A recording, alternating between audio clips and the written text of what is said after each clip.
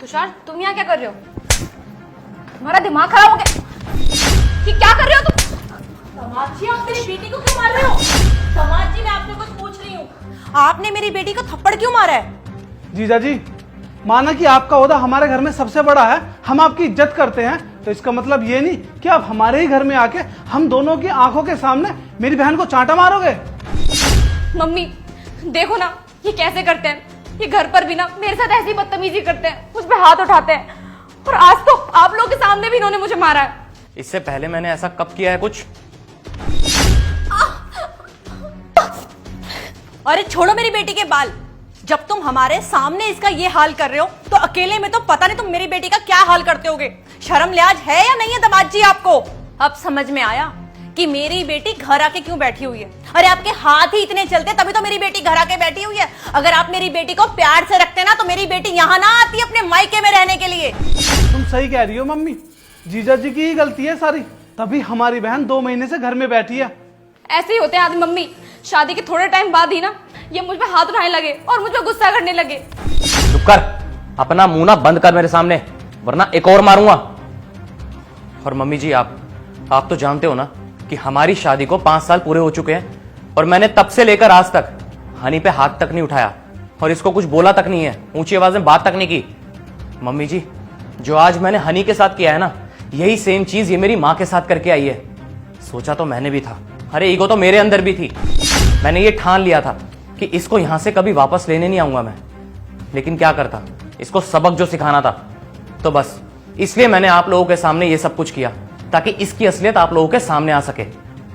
अरे क्या गलती थी मेरी माँ की, इसको कभी अपनी बहू नहीं समझा, हमेशा अपनी बेटी की तरह माना, इसको इतना प्यार दिया, लेकिन इसने मेरी माँ के साथ बहुत गलत किया है। हाँ तो इसमें गलत क्या किया मैंने? मुझे पार्टी में जाना था और वो मुझे रोक रही थी। अरे वो होती कौन है मुझे रोकने वाली? और वैसे भी उनको क्या नहीं मिलता, खाना पीना सब कुछ तो टाइम पे मिलता है, और उसके बावजूद भी मुझे रोक रही थी। तेरी इतनी हिम्मत कि तूने अपनी सास के साथ इस तरीके का व्यवहार किया।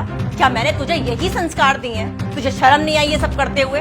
अरे बेशरम, अपनी इज्जत का ना सोचती, कम से कम अपने भाई और माँ की इज्जत का तो ख्याल रखती। हाँ, मैंने नहीं सोचा था कि तो ससुराल में जाने के बाद अपनी सास ससुर के साथ और अपने पति के साथ इस तरीके की हरकतें करेगी। शर्म आ रही है मुझे अपनी बेटी कहते हुए तुझे? लायक कहीं की। मम्मी, आप मेरी साइड नहीं ले रही हो, आप इनकी साइड ले रही हो। इन्होंने मुझे चाटा मारा है। क्या गलती थी मेरी माँ की? हमेशा तुम्हें अपनी बेटी की तरह माना। अरे जैसे वो अपनी बेटी को टोकती थी ना किसी गलत चीज के लिए, वैसे ही वो तुम्हें रोक टोक करती थी। अरे अपनी बेटी मानती थी इसलिए करती थी ये। अगर वो तुमसे प्यार ना करती ना, तो वो तुम्हारे ऊपर ना कोई बाउंडेशन नहीं लगाती, कभी तुम्हारे बारे में सोचती तक नहीं, तुम्हें जो करना होता तुम वो करती। लेकिन नहीं, मेरी माँ ने ना तुम्हें बहुत प्यार दिया है, अपनी बेटी की तरह रखा है, लेकिन तुमने, मुझे तो शर्म आ रही है तुम्हें अपनी बीवी बोलते हुए भी, तुमने मेरी माँ के ऊपर हाथ उठाया है। अरे शर्म आनी चाहिए तुम्हें। अगर तुम्हारी माँ के साथ मैं ये सब करता तो कैसा लगता तुम्हें? देखिए, भले ही मेरा तरीका गलत था, लेकिन मेरी इंटेंशन गलत नहीं थी। और आपने नहीं सोचा, ये 2 महीने से आपके घर में आके बैठी हुई है, अपने मायके में बैठी हुई है, और आपका जमाई अभी तक इसको लेने नहीं आया। कुछ तो ऐसा हुआ होगा ना जो ये आपसे छुपा रही है। आप लोगों ने ये तक नहीं सोचा कि दामाद जी ने एक कॉल तक नहीं किया, हालचाल भी नहीं पूछा अपनी बीवी का। अरे मैंने क्या कुछ नहीं किया था, आप लोगों के लिए हमेशा खड़ा रहा।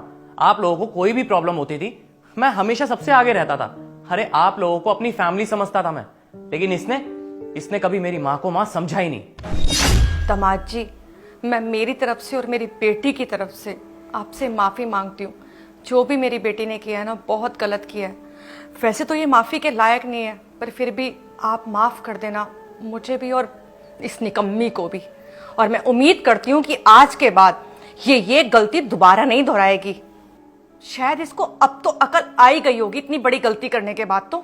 जीजा जी प्लीज आप मुझे भी माफ कर दीजिए। मुझे तो लगा था कि सारी गलती आप ही की है, इसीलिए मेरी बहन 2 महीने से घर में बैठी है, लेकिन जब आज आपने सच्चाई बताई तो मुझे पता चला आखिर गलती तो इसी की है। प्लीज आप मुझे माफ कर दीजिए। ठीक कह रही हो मम्मी आप। अगर हम अपनी औलाद की गलतियों को नजरअंदाज करना स्टार्ट कर दें तो रिश्ते खराब हो ही जाते हैं। कभी ना कभी तो आगे जाके उनकी परवरिश, उनके संस्कार सामने आ ही जाते हैं, जैसे कि इसके आए। और तुम 2 महीने से इस घर में पड़ी हुई हो, तुमने ये नहीं सोचा कि कभी ना कभी तो अपने पति की जरूरत तुम्हें पड़ेगी ना। और आप लोग हो सके तो मुझे माफ कर देना, मेरी बिल्कुल भी इंटेंशन नहीं थी आप लोगों को हर्ट करने की। बट मेरे पास और कोई रास्ता नहीं था इसको सबक सिखाने के लिए। तो हो सके तो आप लोग भी मुझे माफ़ कर देना। और हाँ, अगर आप लोगों को ये लगे कि ये माफ़ी मांगने के लायक है तो इसे भेज देना आप, या मुझे कॉल कर देना, मैं लेने आ जाऊँगा। आप रखिए इसे अपने पास। तुषार, तुषार प्लीज मुझे माफ कर दो, मुझसे बहुत बड़ी गलती हो गई। पता नहीं मुझे उस दिन क्या हो गया था, मैं पार्टी में जाने के लिए इतनी पागल हो गई थी कि मुझे कुछ समझ नहीं आ रहा था और मैंने तुम्हारी मम्मी पे हाथ उठा दिया। मुझसे बहुत बड़ी गलती हुई है, मुझे माफ कर दो। मैं प्रॉमिस करती हूँ आज के बाद कभी भी ऐसा कुछ नहीं करूंगी। I am really sorry. दामाद जी, ये आज के आज ही आपके साथ जाएगी, क्योंकि अब मैं इसको इस घर के अंदर 1 सेकंड के लिए भी रुकने नहीं दूंगी।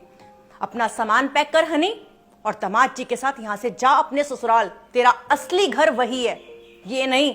आई बात समझ में? और एक बात और मेरी कान खोल के सुन ले, आज के बाद मैं तेरी ये गलतियां दोबारा ना सुन लूं, और कभी भी तू इस घर के अंदर आए ना तो ये सोच कर आना कि मैं अपने मायके जा रही हूं सिर्फ 1-2 दिन के लिए।